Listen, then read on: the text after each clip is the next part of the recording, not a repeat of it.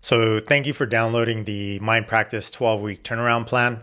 What I'm going to do is I'm just going to walk through this kind of like week by week. I'm not going to go through every single item. Otherwise, this video will be like an hour long. So I'll try my best to keep it as short as possible so you can get right to work and implementing these things. All right. So just how I came up with this plan. So I've been working with many businesses, not just mental health businesses, and I find that there's a process, and this has taken me 20 years to finally get to a point where I can just execute this repeatedly. And I find that this is the easiest way, although sometimes it might seem early on that it is a little bit like you're not fixing the problem right away. Ultimately, this is a much shorter time to be able to fix any business, right? So first things first is I always start is with accounting, right? Because generally the first thing you want to do is start fixing your processes, your website, doing all these things, because those are things that you can easily see right away. And so I think a lot of people gravitate towards that. But the reason why I start with accounting is because we need to understand the real problem, right? If you have a for-profit business, what does that mean? That means you have a business that really only matters if the success is solely based on the profit of it, right? So which any business that's for profit, that is the sole purpose. So we start with the numbers because if we don't know what numbers we're dealing with, then we don't know which direction to go. We don't know what type of decisions to make, right? The other big issue or the big reason why I always start with accounting is simply because I want the decisions to be unemotional, right? So more data-driven decisions versus more emotional decisions, right? So subjective versus objective type of decision making. And that's really what we're looking for here. And when you look at the numbers, if they're done correctly, they don't lie. They're honest with you and they don't really have feelings either. So this is one thing to consider. So we want to start with the accounting numbers. If we start with the accounting numbers, then we know what we're dealing with. Now, I'll be honest, most small businesses that I work with, their accounting is kind of a mess. So they have their accounts split in separate different places. Their personal is mixed in. They're using this credit card. They're using that bank card. They have this bank. Money's coming in here. It's getting paid out of there.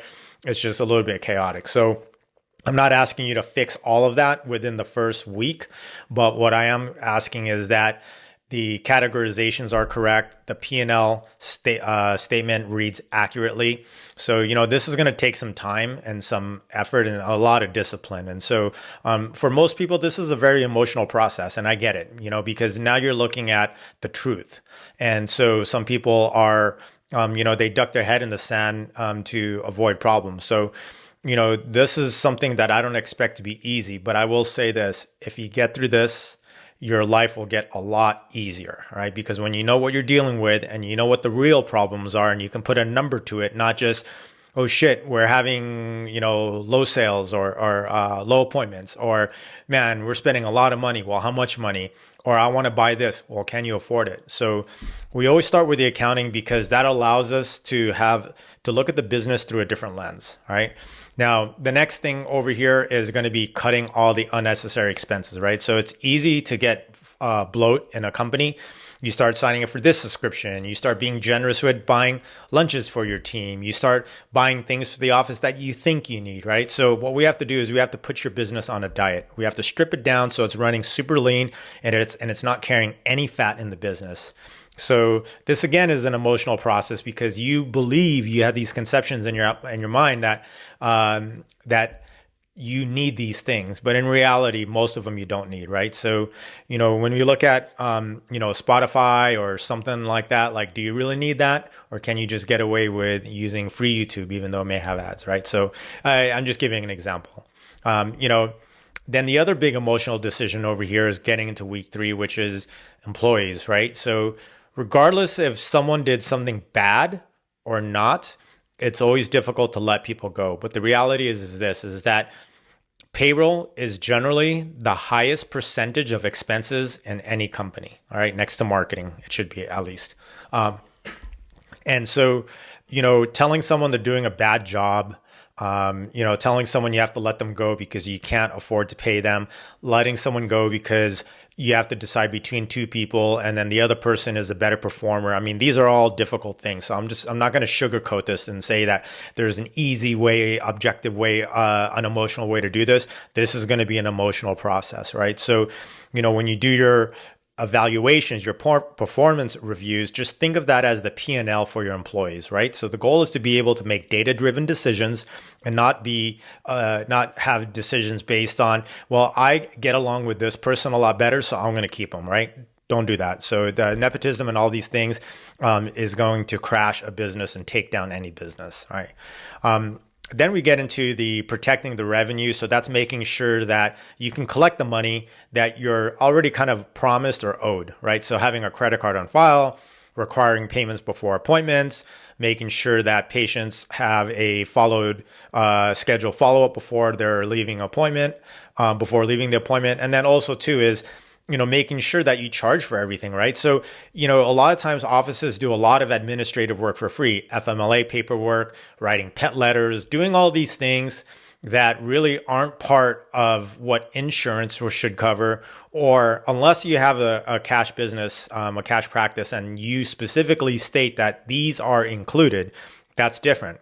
But if you specifically don't state that administrative paperwork and specific types of paperwork is included, you should be charging for all that. You don't have to charge a lot, $20, $50, whatever, right? But charge something because you're paying somebody to do those things. And anytime you provide a service, that service should turn a profit. Okay. There are some cases where you have loss leader services in your business, but administrative fees is not a loss leader item, or it shouldn't be at least. So, the other thing too is, measuring all your schedule reports. So what's your no-show rate?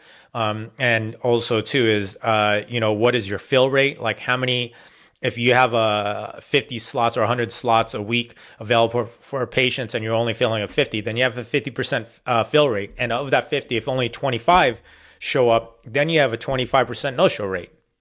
So you have to know these numbers, right? And you have to be very clear and you have to track these. Initially, I say track them early or frequently, so week to week, and then eventually you get to month once you have it kind of routine. Then the other thing is also, your billing. So I couldn't tell you how many times denied claims get forgotten about. Or actually there's a problem with, like we do a lot of TMS. So there might be delays in TMS and TMS is one of the largest revenue drivers for our clinics. And, if we're not clear on where our highest value claims are being held up, whether they're denied or just not reimbursed and paid, or there's a delayed in payment, you need to go and seek all that out, and there needs to be a process for that, something that gets done every single week, right? Then we get into how do we actually get more patients in the door, right? So doing Google ads, asking for referrals, doing Google reviews. These are all these things in here. And then, once we get into week 8 and above, it's more about process optimization, right? So I'm not going to go through every single thing in here, but do you actually have the right tech stack for your practice? Do you have the right systems in place? Do you have a tool? Are you automating things as much as possible? So these are the questions you have to ask. And then it gets into, staff training. So is every staff doing things the same way? So there's a term that I like to use is called discretionary processes. And the problem with discretionary processes is that you might have a new patient application and 2 different employees might do it 2 completely different ways, which requires 2 different standards of time or estimated time, and then 2 different experiences, right? So this is terrible.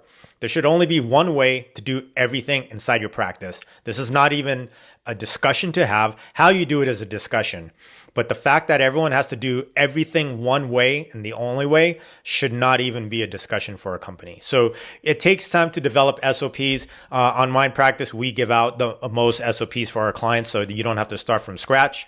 But for the most part, the SOPs will take time, but you can start. I always suggest starting with the new patient processing and then getting to the onboarding.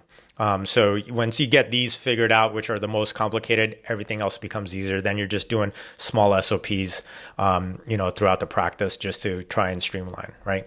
And then week 10 is more about just optimization and refining the processes that you've already put in for the previous 10 weeks. 11 is more about looking back and saying, hey, how do we do in these areas? How much effect did these changes make? So you have to be able to measure everything, because if you can't measure, you don't know what effort is actually fruitful or not, right?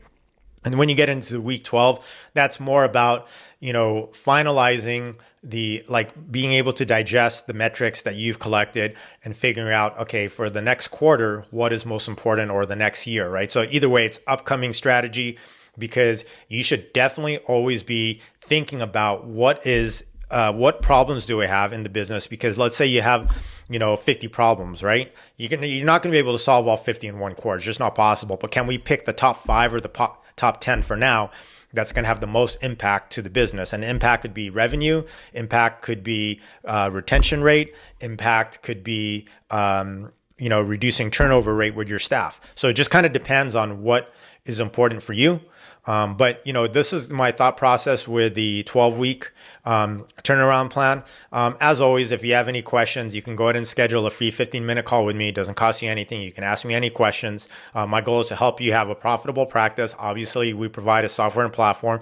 But at the end of the day, if you're not profitable and you're in business, you're probably not going to stay my client very long. So I'm incentivized to help practices get up and running. And look, if you stick with your software, that's fine. Either way, let's get on a call and I'll do my best to help you. All right? Have a good day.